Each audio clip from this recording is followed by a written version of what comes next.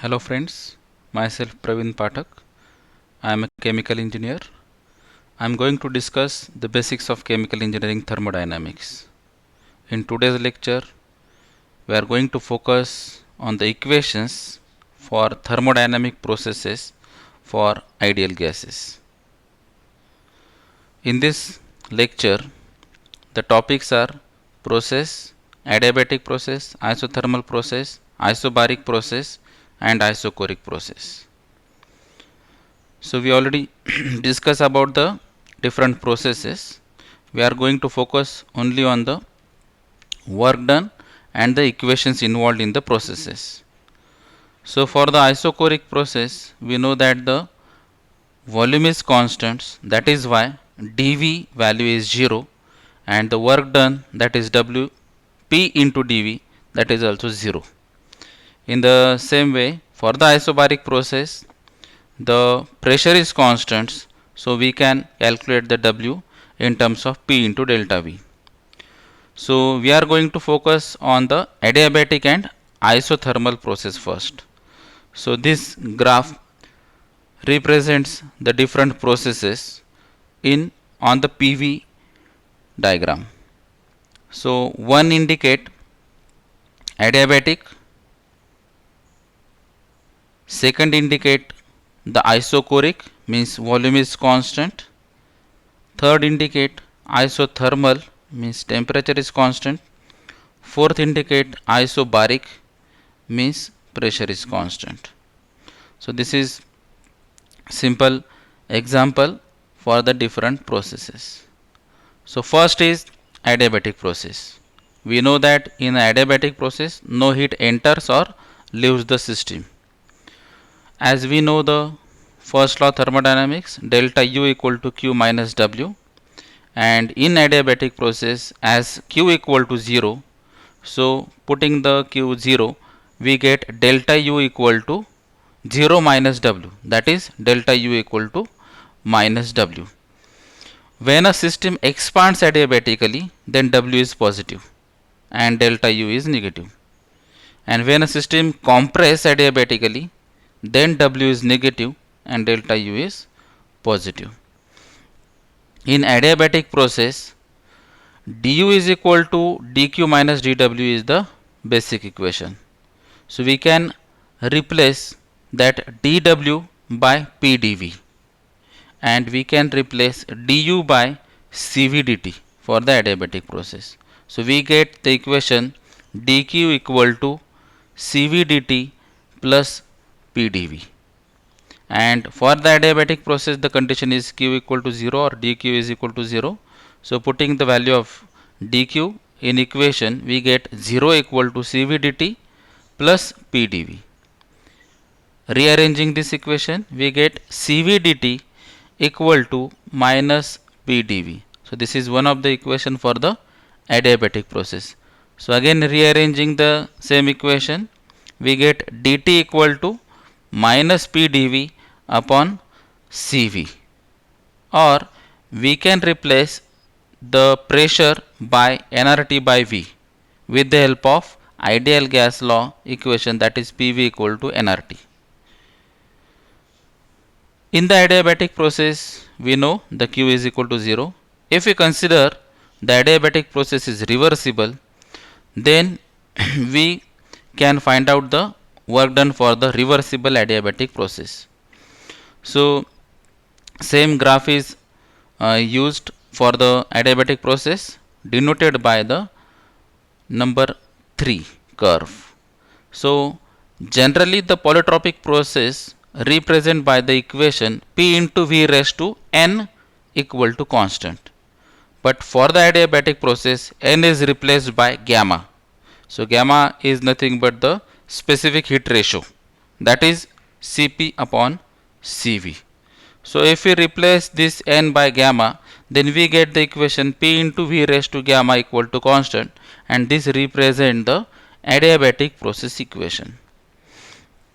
So already we have shown the delta U equal to minus W and NCV dt equal to minus PdV or equal to minus nRT by V into dV in the previous slides. Now rearranging these equations, that is temperature terms on the left hand side and volume terms on the right hand side, we get this equation. And now integrating this equation in T1 to T2 and in V1 to V2. So after integration we get ln of T2 by T1 and ln of V2 by V1. The constants are separated or outside the integration. Now we get ln of V2 by V1 on the right hand side and minus sign is also there.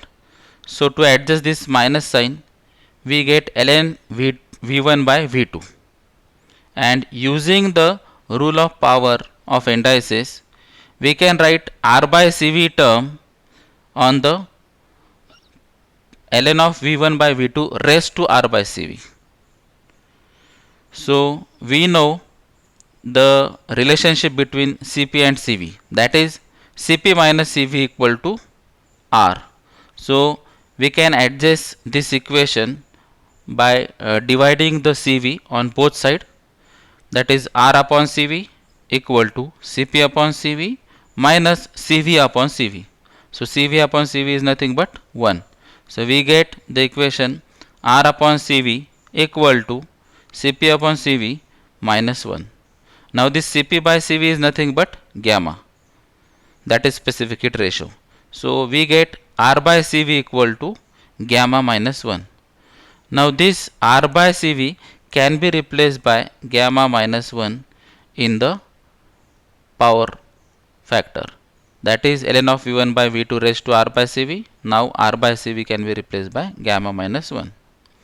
Now taking anti-log of both sides in the previous equation, we get T2 by T1 is equal to V1 by V2 raised to R by Cv. Now this R by Cv is replaced by gamma minus 1.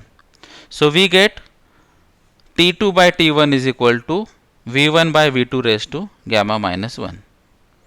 In general, T into V raised to gamma minus 1 equal to constant. So this is one of the equation for the adiabatic process. Now using ideal gas law and ideal gas law equation, that is P1 V1 by T1 is equal to P2 V2 by T2, we can replace this V1 by V2 in terms of pressure and temperature ratio. So rearranging the equation, on the left hand side, if we check, the T2 by T1 is there, and on the right hand side V1 by V2 raised to gamma minus 1 is there.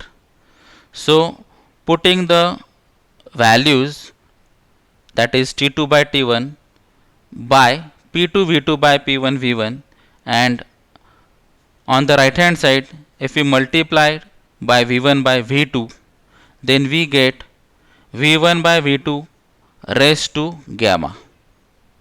It means now our equation becomes P2 by P1 equal to V1 by V2 raised to gamma. In general, P into V raised to gamma equal to constant. So these are the main two equations, T into V raised to gamma minus 1 equal to constant and P into V raised to gamma equal to constant. In case of the ideal gas is monoatomic, then the CpCv values are different, and if diatomic, then the CpCv values are different and gamma values are obviously different. So already shown in the slide what are the values of monoatomic and diatomic. Then the equation can be solved or derived in another way. I just go through that, and again we conclude that P into V raised to gamma equal to constant.